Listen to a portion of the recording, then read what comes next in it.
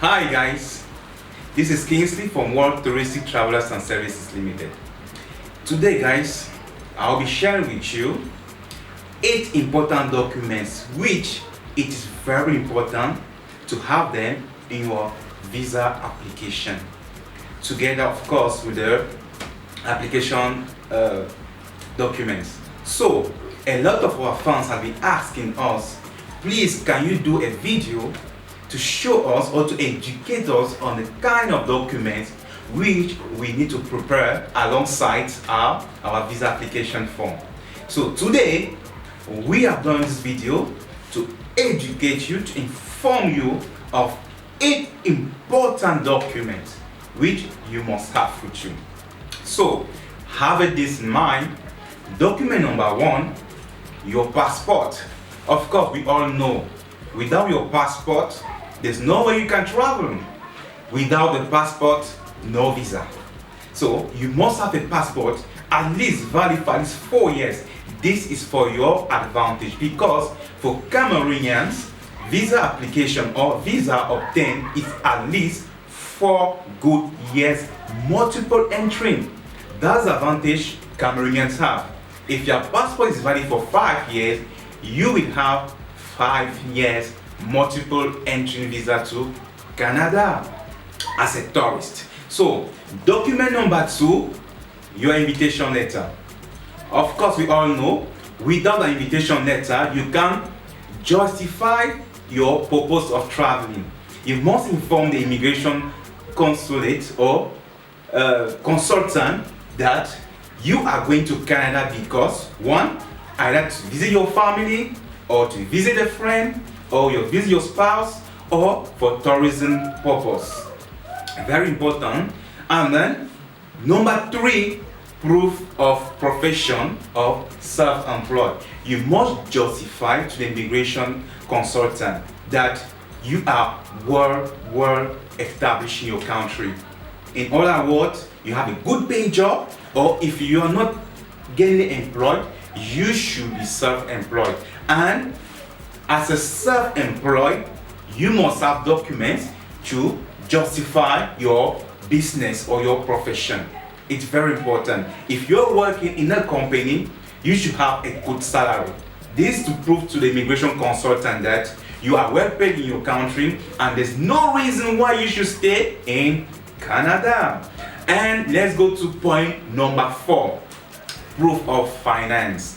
You must provide a statement of account of a minimum at least 7 million into your account. Of course, if you're going alone, you must provide between 5 to 7 million. It doesn't mean that you are going to use all the money. No, this is just to prove that you have more than enough to spend and you will not pose a problem to the Canadian government. It's very important. Without a bank statement, you are not justifying proof of fund. You are not able to justify that you are self-sufficient to cater for yourself during your stay in Canada. So please kindly provide a good financial statement to back up your stay in Canada. And then point number 5, we talk about your SOP, which stands for Statement of Purpose. You must justify to the immigration officer in terms of where will you be visiting, the plans, what are your plans, where will you be visiting in Canada. If you're going as a tourist, you need to know, okay, if you're going day 1, what will you be doing during day 1? Day 2, what will you go, what will you visit, where are the places, the museum, the restaurants, and all of that. Those are the things that you need to mention in what they call your travel tour document. You must obtain that from a Canadian tour company which will grant you or would provide to you a document stipulating the various itineraries where you'll be visiting from your day 1 to day 7. It depends how many days you are going to spend in Canada. So it's very important, my friend. And then point number 6, let's talk about your traveling history. It's very important because traveling history gives you what they call credibility.